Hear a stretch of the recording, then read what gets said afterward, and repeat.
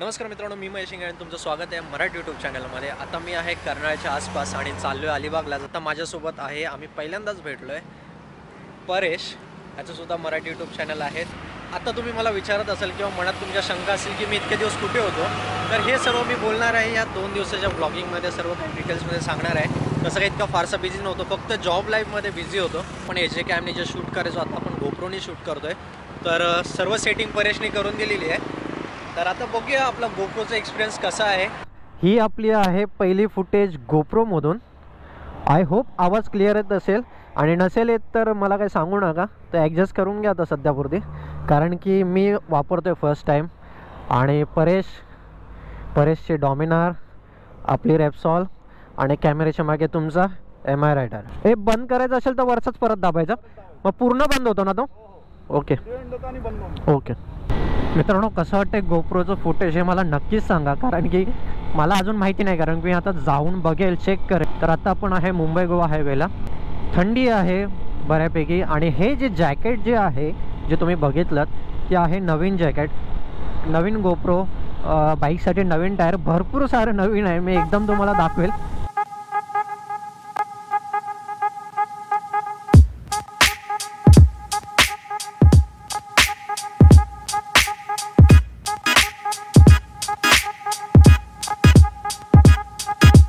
Actually GoPro जो आहे तो मी काल घेतला, म्हणजे आज शनिवार आहे, काल शुक्रवारी घेतला. आणि Hero 7 ॲक्च्युली घ्यायला गेलेलो, पण झालं असं की Hero 7 जो आहे तो आता अनअवेलेबल आहे, कारण की Hero 8 आला आहे. आणि कालच Hero 9 लॉन्चसुद्धा झाला, आणि Hero 9सुद्धा होता. बट Hero 9 जो आहे, मगाशी सांगितलं की आउट ऑफ बजेट आहे. आणि मग Hero 7च का हवं होतं, कारण की जर स्पेसिफिकेशन बघायला गेलं तर एवढं काय असं डिफरन्स नाही त्याच्यामध्ये Hero 8 आणि Hero 7मध्ये. सो मला Hero 7 पाहिजे होतं, आणि थोडं 4,000 ते 5,000 रुपये कमीसुद्धा आहे. खूप सारे दुकानं फिरलो, त्याच्यानंतर मग Hero 8च घेतला. अशी ही झाली Hero 8ची शॉपिंग. आणि त्याच्यासोबत एक्स्ट्रा बॅटरी अँड ऑल हे एकदम घेतलं, कारण की पुन्हा घ्यावं लागणार होतं कधी ना कधी. तर काल एकदम घेतल्यामुळे थोडंफार सूट भेटली. Mumbai Goa highway I hope लवकरात लवकर गोव्यापर्यंत ॲटलिस्ट असा बनावा, जेणेकरून पुण्यावरून जाण्याच्या ऐवजी आपण ह्या कोकणातून जाऊ. म्हणजे खरंच मजा येते. जे पुण्यातून जाण्याकर मजा आहे ती, कारण की आहे रोड चांगला, आणि कोकणातून जाण्याची मजा जी आहे ती आहे निसर्ग सौंदर्य. आणि कसं पुण्याच्या हायवेने कसं आजूबाजूला असं जास्त झाडी वगैरे नाही आहे, त्यामुळे मजा येत नाही थोडीफार. पण जो रोड आहे Pune express highway, Bangalore highway बोलतात, तो अफलातून आहे. आणि मी खरंच तिकडे खूप एन्जॉय करतो. जर असाच रोड इकडे सुद्धा झालं तर खूप मजा येईल. रोड बॅड रोड, ब्रेक दबाओ MI, ब्रेक दबाओ. और ब्रेक दबाया है, ABS का काम हुआ आसान. लेकिन टायर नवीन आहेत, फक्त मागचा, पुढचा नाही. पुढचा चेंज केला, कारण की त्याचे ग्रिप पण गेले होते, आणि 3 वेळा पंक्चरसुद्धा झालेला. ह्या कोरोनाने 2020ची पूर्ण वाट लावून टाकली. म्हणजे कॅलेंडर घेतला नसता तरी चाललं असतं, असं कधी कधी विचार येतो. आणि मस्त लाल माती आपल्या जॅकेटवरती उडवत पुढे आपले ट्रॅव्हल्स चाललेली आहे, आणि त्याच्या मागे मी. आणि आता त्याला ओव्हरटेक करताना सुद्धा मी. पहिला अलिबागला यायचो त्यावेळी असं वाटायचं की हां, इथून अलिबाग सुरू झालं, पण इथून पुढे आहे, तर समजून जायचं की हे लोकेशन आलं की आपण अलिबागच्या जवळपास आहोत.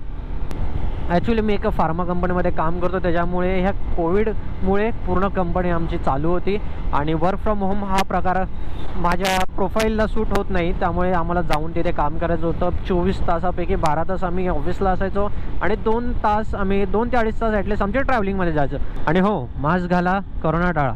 जसं गप्पी पाळा, हिवताप टाळा, तसं मास्क घाला आणि करोना टाळा. ओके ओके ओके ओके जास्त ओके होतं यार.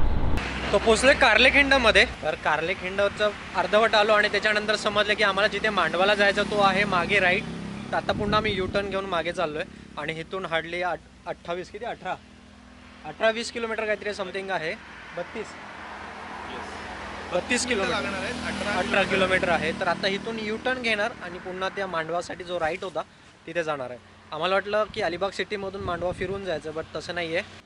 रेप्सॉलने असा परफॉर्मन्स दिला आहे, कॉर्नरिंग करायला खूप मजा आली. त्यामध्ये आपला टायर जो पुढचा आहे तो नवीन आहे, आणि डॉमिनार आपल्याला पण घ्यायचं आहे. बघू, बजेट नाही आहे सध्या. आता सध्या आपला रेप्सॉलने काम चालू आहे, सो चालतंय व्यवस्थित. होंडा बेस्ट आहे, पण ह्याचे पार्ट्स भेटत नाही यार. तर आता आपण U-टर्न घेऊया आणि जाऊया. आणि डायरेक्टली आता मी कॅमेऱ्याला फेस करणार आहे. पोचल्यानंतर तोपर्यंत आपल्याकडे गोप्रो आहे आणि तुम्हाला गोप्रो दाखवतो. नवीन घेतलेला दाखवलं पाहिजे कारण थोडी शो शायनिंग तर झाली पाहिजे ना. हां बघा, हा आहे आपला गोप्रो हिरो 8 आणि ह्याच्यावरती आहे केसिंग आणि माईक अडॅप्टर. माईक सेम, ह्याचा पण सेम सेटअप आहे. सेम सेटअप, सगळं सेम, फक्त बाईक चेंज आणि माणसं वेगळी.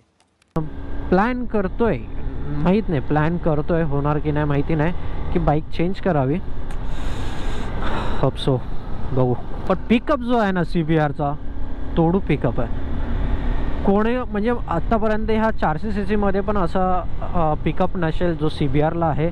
काही वेळेला असं विसरायला होतं की आपण 6वा गिअरसुद्धा आहे बाईकला, एवढी स्मूथ 5व्या गिअरला आणि एकदम रिफाईन चालतं. म्हणजे होंडाचं इंजिन तसं जबरदस्त आहे, पण या CBRचे पार्ट्स जे आहेत ते भेटणं मुश्किल आहे आणि भेटले तरी यार टू मच एक्सपेन्सिव्ह. स्पेशली रेप्सॉल एडिशनला जे अट्रॅक्शन आहे यार फाडू. तसं ब्लॅकला किंवा रेड CBRपेक्षा रेप्सॉल एडिशन जो आहे जे अट्रॅक्शन जबरदस्त आहे. म्हणजे थोडीशी युनिक वाटते, लिमिटेड एडिशन आहे.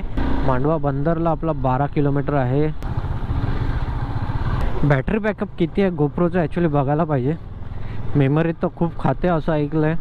आता आपल्याकडे 64 GBचं कार्ड आहे नवीन आणि एक्स्ट्रा 16 GBचं पण आहे.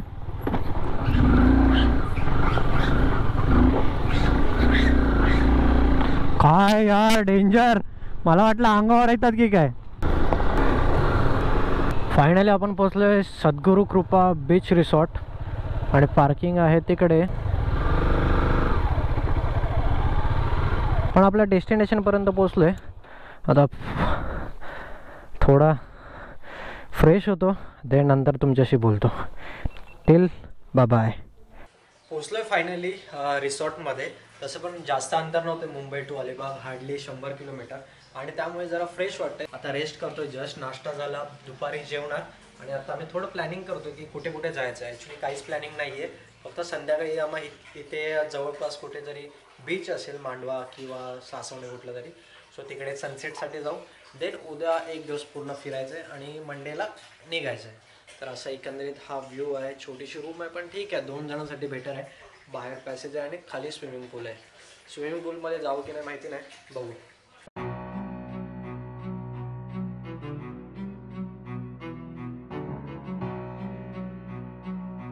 वाजलेत संध्याकाळचे 5 आणि माझ्या चेहऱ्यावरून समजत असेल की किती झोपलो आहे. तर मस्तपैकी 2 तास झोप लागली आणि त्याच्यानंतर लाईट गेली आणि झोपेची पूर्ण समजलं ना. तर आता मी चाललो आहे मांडवा बीचला. बाईक नाही घेतलं आहे कारण की 10 मिनटं वॉकिंग आहे आणि जरा चालून बरं पण वाटतं. थोड्या गप्पा एक्सचेंज होतात. यूट्यूबच्या भरपूर साऱ्या ब्लॉगरची माहिती आणि काय टिप्स असतात आम्ही एक दोघांना शेअर करतो आहे, कारण की आम्हीसुद्धा पहिल्यांदा भेटलो आहे. आणि हा साप बघा. तर असं एकंदरीत दुपारपासून ते संध्याकाळपर्यंत काहीच काम नाही केलं, फक्त झोपायचं काम केलं. जेवलो आहे मस्तपैकी आणि जेवण छान होतं. रूम जसं बघायला गेलं तर ठीकठाक आहे, प्राईसशी वर्थ आहे असं बोललं तरी चालेल. तर हां, आणि मी शूट करतो आहे आता गोप्रोने. आय होप माईक वगैरे व्यवस्थित फाईन एकदम चालत असेल, कारण की फेस व्लॉगिंग हा पहिल्यांदाच आहे गोप्रोचा. बाकी मोठं व्लॉग तर पूर्ण गोप्रोचीच होते. क्वालिटी एक नंबर आहे. आणि हा पाठीमागे शिप आहेत वाहून आलेला इकडे. मी काय पण बोलतो आहे, मनावर घेऊ नका. तर आपल्याला बीचचा आवाज येतो आहे, समुद्राचा आवाज येतो. सॉरी, बीचचा आवाज कसा येईल ना, समुद्राच्या लाटेंचा आवाज येतो. तर आपल्याला अंदाज येतो आहे की इकडे जवळपास कुठेतरी समुद्र आहे. तर मांडवा बीचला चालू आहे सनसेटसाठी.